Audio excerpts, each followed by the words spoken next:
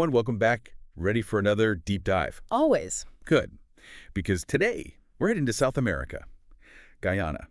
And get this, it's like going from sugarcane and shrimp to, well, billions of barrels of oil practically overnight. Yeah, talk about a transformation. No kidding. So to really get into this, we've got a ton of sources, World Bank reports, analyses from like top energy experts, even firsthand accounts from people living in Guyana. You want to paint the full picture here. Definitely. It's a complex story. For sure. So first things first. Guyana before the oil boom hit. What was the vibe? Okay, so picture this.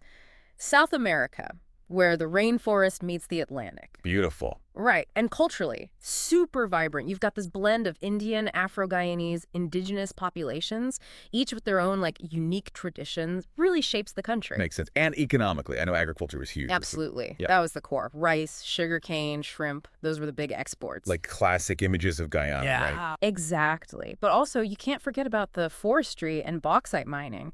Shows you, like, the range of resources they had even back then. Oh, interesting. And politically. Parliamentary republic. Yeah. But the thing is, ethnic divisions have, well, they've kind of played a role historically. It always adds another layer, you know? Yeah, for sure. Okay, so we've got this picture of Guyana pre-oil, then bam, everything changes. Right. 2015, ExxonMobil, they strike oil offshore in this area called the Stobrook Block. Just Obrick block. Got it. And it wasn't just like a little find. We're talking massive reserves. Estimates are over 11 billion barrels. Oh, hold on. 11 billion. Billion, yeah. How do you even visualize that? Think of it this way.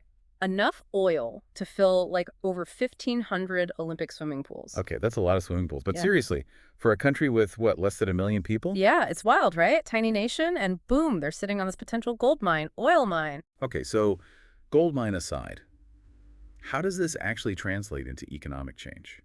Because the World Bank's saying Guyana's GDP could grow over 25% in 2024. Like, is that even possible? Well, get this. Projections say that by 2027, they could be producing 1.2 million barrels of oil per day. Every day. Every single day. Imagine what that kind of revenue can do. Infrastructure, job creation, whole industry is getting a boost. It's almost hard to wrap your head around. It is, but here's the thing. The challenge is making sure that growth is managed well so everyone benefits, not just a small group. Yeah, that makes sense. Okay, so we've talked quantity. What about the quality of this oil? Does that matter? Big time. The oil they're finding, it's light, low-sulfur crude. Okay, ELI-5, what does that mean? Basically, it means it's easier and cheaper to refine, which is a big deal. Plus, it burns cleaner. So in a world that's, trying to cut down on emissions... Guyana's oil is actually kind of valuable. Exactly. It's almost ironic, right? This new oil producer comes online just when the world's shifting towards cleaner energy. Makes you wonder how that'll all play out. Totally. Okay, can't ignore the elephant in the room, the resource curse. Mm-hmm. We've all heard those stories. Countries find oil, and things go south fast.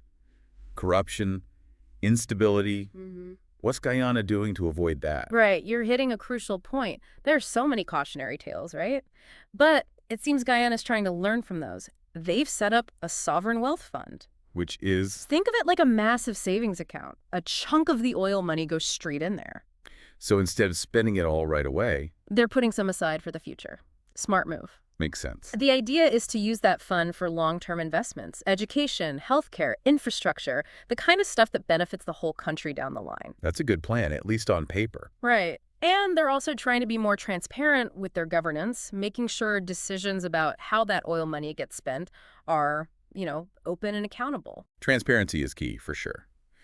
But yeah, the proof's in the pudding, right? It all comes down to how these plans actually get put into action. 100%. The world's watching to see if Guyana can pull this off, if they can become like a model for how to manage resources responsibly, prove that it is possible to benefit from oil wealth without falling into that classic trap. Right. A success story instead of another cautionary tale. Yeah, exactly. So we've gone from sugarcane to oil rigs. From this nation rooted in agriculture to potentially a major player in the global energy scene.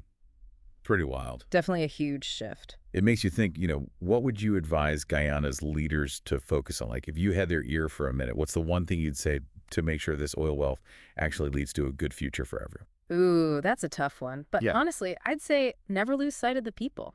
Invest in education, healthcare, make sure the economy grows in a way that benefits everyone, not just a few, and really listen to all the voices in Guyana, not just the loudest ones. Great advice.